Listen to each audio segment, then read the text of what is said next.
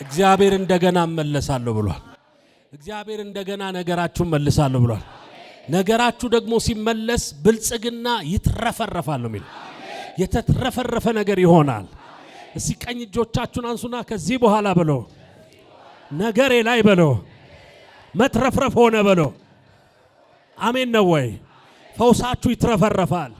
ምርኳችሁ ይመለሳል። የተወሰደባችሁ ምርኮ ይመለሳል።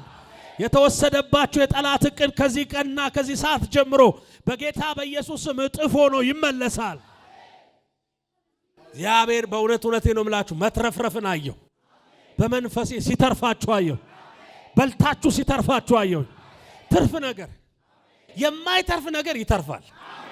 አጠገባችሁ ያለን ሰው ነካ አድርጉና ከዚህ በኋላ በሉት የማይተርፍ ነገር ይተርፋል ብለ ምን ማለት እንደሆነ ልንገራችሁ። በቃ ሲተርፋየው አሁን ለምሳሌ ልጆች ታይታቸዋል። ትምህርት ቤት ሲማሩ የረሱትን ነገር ከጓደኞቻቸው ይጠይቃሉ። ትርፍ ስራ ሳለ ትርፍ እስክሪብቶ አለ ብለው ይጠይቃሉ አይደል? በቃ 2-3 ሰው ያዘው። ይላችሁ መጽሐፍ ቅዱስ እኮ እንደዚህ ነው የሚለው። በቃ ከተሞችን አበለጽጋለሁ፣ ቀጥሎም ደግሞ ይትረፈረፋል። መበልጸግ ብቻ አይደለም፣ ቀጥሎ ምን ማድረግ? መትረፍረፍ። ምን ማድረግ? የሚተርፍ ነገር ስለማይ በረከት ይተርፋል።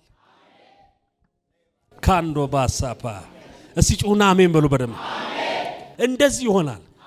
የለኝም ብትል አረ ማንም እስከማያምን ድረስ በኢየሱስ መትረፍረፍ እጠራለሁ። በጌታ በኢየሱስ ለናንተ አድርጋችሁት፣ ለዘራችሁ አድርጋችሁት፣ ለቤታችሁ አድርጋችሁት፣ ለሰፈራችሁ አድርጋችሁት ይትረፋችሁ በኢየሱስ። መጽሐፍ ቅዱስ ሲናገር እንደዚህ ነው የሚለው፣ በሉም አተረፉም ነው የሚለው። በጌታ በኢየሱስም ማትረፍ ይሆንላችሁ። ኢየሱስም አመስግኖ ሰጣቸው። ቀጥሎስ በሉ። 5ቱን አሳው 2ቱን እንጀራ ባረከ ሰጣቸው። ከዛ በኋላ በጣም የሚገርመው ነገር 12 መሶብ ቆጠሩ ነው የሚለው። ስንት መሶብ? የተረፋቸው ከበሉት በለጠ። ዛሬ እንደዚህ ይሆናል። ዛሬ እንደዚህ ይሆናል። ለራስ ነው እየተጨነቅ ያለው። ምርኮን ይመልሳል። ኢኮኖሚካል የሆነ ብሬክ ስሩ ይመጣል። በዚህ ሳምንት ይሆናል።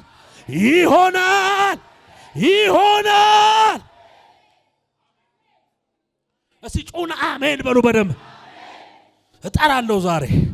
ይላችሁ ኢየሱስ ስጋው የተቆረሰው ስለኛ ድህነት ነው፣ ስለኛ ጉስቁልና ነው፣ ስለኛ ነገር ነው። ዛሬ በጎደላችሁ ነገር ላይ እጠራለሁ ዛሬ። የወሰድነው ስጋና ደግሞ በህይወታችሁ ላይ ውጤታማ ይሆናል። ነገራችሁን ይቀይራል። ኪሳራ ያላችሁ ሰዎች ከኪሳራ ትወጣላችሁ። ሐዘን ያላችሁ ሰዎች ከሐዘን ትወጣላችሁ። ከገንዘብ ጋር በተያያዘ የተጎዳችሁ ሰዎች ምርኳችሁን ይመልሳል። ይመለሳል። አሁን አዲስ ነገር ወደ እናንተ ቤት እጠራለሁ። አዲስ ነገር ወደ እናንተ ቤት እጠራለሁ። ከተማ የሚያበለጽግ ነገር ወደ እናንተ ቤት እጠራለሁ። ሰፈር የሚቀይር ነገር ወደ እናንተ ቤት እጠራለሁ። ኦላ ከማጃና ማሳ ማራቶኒያ ማሳ ቦራስ በመትረፍ ውስጥ የሚጠቀሙ ቤተሰብ ስላለ፣ በመትረፍ ውስጥ የምትጠቀም ቤተክርስቲያን ስላለች፣ በመትረፍ ውስጥ የሚጠቀም ሰፈር ስላለ እጠራለሁ በኢየሱስ። አንድ በሬ አንድ ድግስ የለ ለአንድ ሰው ቤተሰብ አይደለም ሰፈር ነው የሚያበላው አይደል እንዴ?